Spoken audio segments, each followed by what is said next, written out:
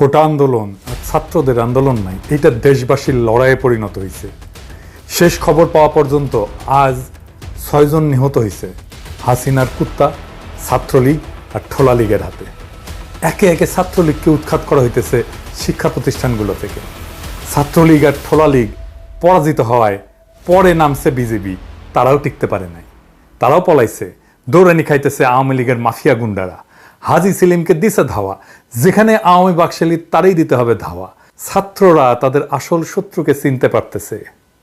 Bangladesh Phoenix পাখির মতো ভস্য থেকে আবার উত্থিত হইতেছে। আমরা যখন সবাই আশা ছেড়ে দিতেছিলাম, তখন ছাত্ররা আশা নিয়ে আমাদের সামনে এসে দাঁড়াইছে। বাংলাদেশ দেখতেছে এক নতুন বাংলাদেশের অভ্যুদয়। সকল বিভেদ ভুলা ডান বাম মধ্যপন্থী ইসলামপন্থী সকলে একসাথে ফ্যাসিস্ট হাসিনার শাসনের বিরুদ্ধে একাত্তা হয়েছে। এই তরুণেরা অপ্রতিরোধ্য, এই তরুণেরা বীর, এই তরুণেরা এক নতুন দিনের যাত্রী। এদের বীরত্বের কাছে, এদের উন্নত শিরের কাছে লজ্জায় হিমালয় পর্যন্ত মাথা নত করে। আবু সাইদ যেভাবে জীবন দিল বীরত্বের সঙ্গে, এই বীরত্ব দুনিয়া আগে দেখে নাই। এই বীরত্ব আমরা এমনকি গাজায় দেখি নাই। নির্ভয়ে বন্দুকের সামনে বুক পাইতা দেওয়া এই নতুন বাংলাদেশ, এই বীরের প্রজন্ম আগে কখনো দেখেনি। যুদ্ধের সাজে সাজো, তুমি বাঁচাও তোমার জাতি, তুমি সাজাও তোমার দেশ। আমাদের লড়াই শুরু হয়েছে। এই লড়াইকে আমাদের কাঙ্ক্ষিত লক্ষ্যে পৌঁছায় দিতে হবে। এই লড়াইকে থামায় দেওয়ার চেষ্টা করা হবে, কিন্তু কোনোভাবেই এই লড়াইকে থামানো যাবে না। এই লড়াই যেন কেউ থামাইতে না পারে। এইটা শুধু আমাদের অধিকারের প্রশ্ন না, আমাদের হারানোর নাগরিক আর মানবিক অধিকারের প্রশ্ন না, এইটা আমাদের রাষ্ট্রের প্রশ্ন, যেটার মালিকানা, যার মালিকানা আমার হাত থেকে কায়দা নিছে। এই রাষ্ট্র এখন দখলদার হাসিনা তার দিল্লির প্রভুর কৃপায় বাংলাদেশে চাইপা বসছে। ওরে আমাদের এবার উষ্টা দিতেই হবে, সকল শক্তিকে একসাথে মাঠে নামতে হবে। আমার রিক্সা শ্রমিক ভাইরা, কিছুদিন পর পর আপনাদের আন্দোলনে নামতে হয় না? এইটা বন্ধ করে দেয়, ওইটা বন্ধ করে দেয়, রাস্তা বন্ধ করে দেয়। আপনারা যে ব্যাটারি দিয়ে রিক্সা চালান সেটাও বন্ধ করে দেয়। আপনাদের মাঠে নামতে হয়। এইবার আপনারা মাঠে নামেন। আপনাদের যেন বারে বারে মাঠে নামতে না হয় সেই ব্যবস্থা করেন। আমাদের গার্মেন্টস শ্রমিক ভাইরা, আপনাদের ন্যূনতম মজুরি পাইছেন? তারা কি আপনাদের মানুষের মতো জীবন দিচ্ছে? একটা সংসার চালানোর জন্য যেটা থাকা দরকার সেটা দেয় তারা? দেয় না। আপনি আপনার এই ন্যূনতম অধিকারটা পাইছেন? পান নাই। লড়াই তো কম করেন নাই। না আছে কাজের জায়গার নিরাপত্তা, না আছে বেঁচে থাকার মতো ন্যূনতম উপার্জন। আপনারা কি এই জীবন চান, নাকি নতুন ভাবে বাঁচার জন্য আমাদের সাথে একসাথে হাঁটতে চান? তাহলে আপনারাও রাস্তায় নেমে আসেন, কারখানা বন্ধ কইরা হাজারে হাজারে লাখে লাখে নেমে আসেন। এখনই নামে আসেন, এটাই সময়। ইতিহাসে এরকম সময় বারে বারে আসে না। ছাত্রদের সাথে নেমে আসেন, অনেকবার লড়ছেন, এইবার শেষ লড়াই করে আসেন। আগামীর রাষ্ট্র আপনাদের মর্যাদার জীবন নিশ্চিত করবে। বাংলাদেশে একজন মানুষ ছিলেন যারা বলা হইতো কোরআনের পাখি। ওনারা মিথ্যা মামলায় ফাঁসি দেওয়া হয়। এর প্রতিবাদে সারা দেশ, দেশের বাইরে বাংলাদেশবাসী বিস্ফোরিত হয়। গ্রাম থেকে লাখ লাখ মানুষ শহর ঘিরে ফেলে। প্রায় 80 জন নিহত হয় ওই প্রতিরোধে, ওই প্রতিবাদে। শেষ পর্যন্ত ভয় পেয়া ওনাদের যাবজ্জীবন কারাদণ্ড দেওয়া হয়, মৃত্যুদণ্ডটা বাতিল করা হয়। এরপরে অনেক দিন পরে ওনারে বিনা চিকিৎসায় মাইরা ফেলা হয় এক সাবেক ছাত্রলীগের মাধ্যমে। এইটা ছিল বাংলাদেশের একটা ঘৃণ্য মেডিকেল কিলিং। ওনার মৃত্যুর বদলা যদি নিতে চান, সেই দিন যারা নাইমে আসছিলেন তারাও এইবার আসেন, আবারও নামেন। ওনারে বাঁচাইতে পারেন নাই, কিন্তু সেই মৃত্যুর বদলা যদি নিতে চান, এইবার আসেন। 2013 সালের 5ই মে সারা দেশ থেকে মাদ্রাসার ছাত্র আর তার শিক্ষকেরা আসছিলেন। খুবই সাধারণ দাবি ছিল, নবীর অপমানের শাস্তি চাইতে আসছিলেন। রাতের আধারে শয়ে শয়ে আলেম আর মাদ্রাসা ছাত্রকে গুলি করে হত্যা করা হয়েছে। শুধু তাই না, লাশ গুম করা হয়েছে। কত মাদ্রাসা বন্ধ করে দিছে, কত আলেমকে জেলে পচায় মারছে। এইটার বদলা নিতে চাইলে মাঠে নামেন। 2018 সাল নিরাপদ সড়কের আন্দোলনে স্কুলের বাচ্চা বাচ্চা ছাত্রছাত্রীদেরকে যারা পিটাইছিল, যেই ছাত্রছাত্রীরা তারাই আজকের ছাত্রলীগ। যেই ছাত্রছাত্রীরা পিটন খাইছিল তারা আজকে যুবক যুবতী। আপনারা সেই অপমানের, সেই মাইরের যদি প্রতিশোধ নিতে চান, রাস্তায় নেমে আসেন। বিএনপি জামাতের নেতাকর্মীদের কি অকথ্য নির্যাতন করা হয়েছে, বাড়িঘর ভেঙে ফেলা হয়েছে, বাড়িঘরে থাকতে দেয় নাই। ছাদের উপর থেকে নিয়ে ফেলে দিয়ে মারছে, লাখে লাখে দেশ ছাড়া হয়েছে, গুম করছে, খুন করছে, তাদের পরিবারেরা নাইমা আসেন। মোদি আসছিল না বাংলাদেশে হাসিনার বাপের জন্ম শতবর্ষ করতে?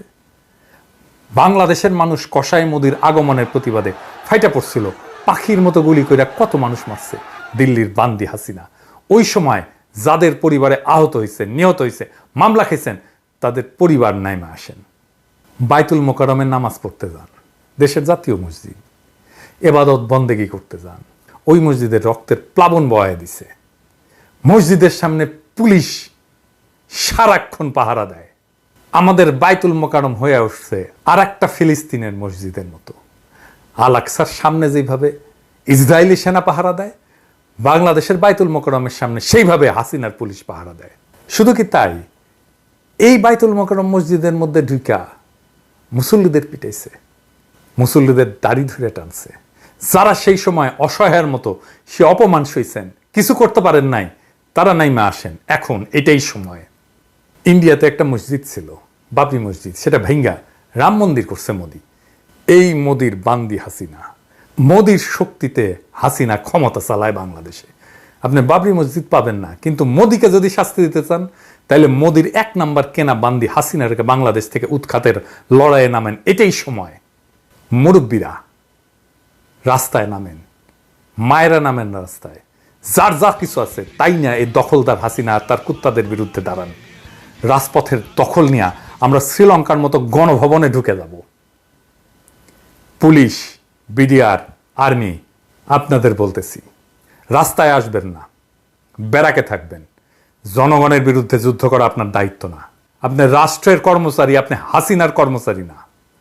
আপনাদের বন্দুক দিয়ে যদি একটা গুলি বের হয়, তাহলে ওই বন্দুক আপনার কমান্ডারের পিছন দিয়ে হান্দায় দেওয়া হবে। প্রমিজ, খুঁজা খুঁজা বের করা হবে কে গুলি করছিল। দুনিয়ার কোথাও লুকায় বাঁচতে পারবেন না। সাইদকে যে গুলি করছে পয়েন্ট ব্ল্যাঙ্ক রেঞ্জে, সামনে থেকে, সরাসরি বুকে, আমরা তারে ধরব। ওর বাঁচন নাই, ওর কমান্ডারেরও বাঁচন নাই। হাসিনার দিন শেষ। হাসিনার কুত্তারা, হাসিনার ঠোলারা অস্ত্র হাতে আসতেছে। সাবধান, অস্ত্র আমাদেরও আছে। তোমার চাইতে বহুগুণে শক্তিশালী অস্ত্র আছে আমাদের। শহীদ মৃত্যুই আমাদের অস্ত্র। আমরা সশস্ত্র হব অজস্র শহীদ মৃত্যুতে। স্বাধীনতার মূল্য চুকাইতে হয় রক্ত দিয়া। আমাদের সাইদের মতো লাখো লাখো সাহসী তরুণ আছে, বন্দুকের সামনে নির্ভয়ে বুক পাইতে দিবে। আমরা হারব না, আমাদের তরুণেরা হারবে না। আমরা আমাদের দেশের মাটি থেকে দখলদার হাসিনা আর তার প্রত্যেক লেসপেন্সারদেরকে উৎখাত করব। বাংলাদেশে আওয়ামী লীগ, ছাত্রলীগ, যুবলীগ বলে কোনো দল থাকবে না। বাংলাদেশে শেখ পরিবারের কোনো চিহ্ন থাকবে না। বাংলাদেশে মোদির কোনো লেসপেন্সার থাকবে না। বাংলাদেশের এক একটা শিক্ষা প্রতিষ্ঠান, এক একটা গ্রাম, এক একটা শহর থেকে দখলদারদেরকে আমরা উৎখাত করব একের পর এক। বাংলাদেশের প্রত্যেকটা পবিত্র ভূমি আমরা মুক্ত করব। আবার বাংলাদেশে আমরা আবার নতুন করে স্বাধীনতার পতাকা ওড়াবো। এই নতুন বাংলাদেশ গড়ার সৈনিকদের, বাংলাদেশের আজকের মুক্তি সেনাদের বাংলাদেশ আজকে অভিবাদন জানাচ্ছে। আমরা ছোটবেলায় রূপকথা পড়তাম, স্বপ্নে রাজকুমার ঈশা রাক্ষসীকে মাইরা রাজকন্যাকে উদ্ধার করে। আজকের তারুণ্য আমাদের সেই স্বপ্নের নায়ক। সৃষ্টিকর্তা আপনাদের শক্তি আর সাহস যেন বহুগুণে বাড়ায় দেয়, আপনাদের বিজয় হাতে নিয়ে ফেরার তৌফিক যেন দেয়, সেই প্রার্থনা আমরা।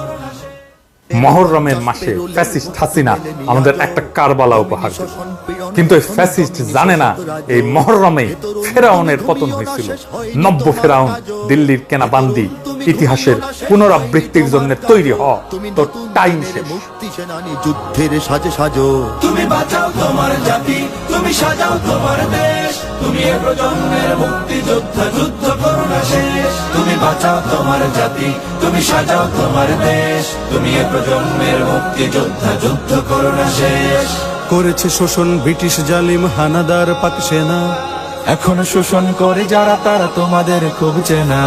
জিজ্ঞেস করো এই দেশটা কি তাদের টাকায় কেনা। জিজ্ঞেস করো এই দেশটা কি তাদের টাকায় কেনা। তুমি জনতার হয়ে ক্ষমতাসীনের বুঝে নাও লেনা দেনা। তুমি বাঁচাও তোমার জাতি, তুমি সাজাও তোমার দেশ। তুমি এ প্রজন্মের মুক্তি যোদ্ধা, যুদ্ধ করো না শেষ।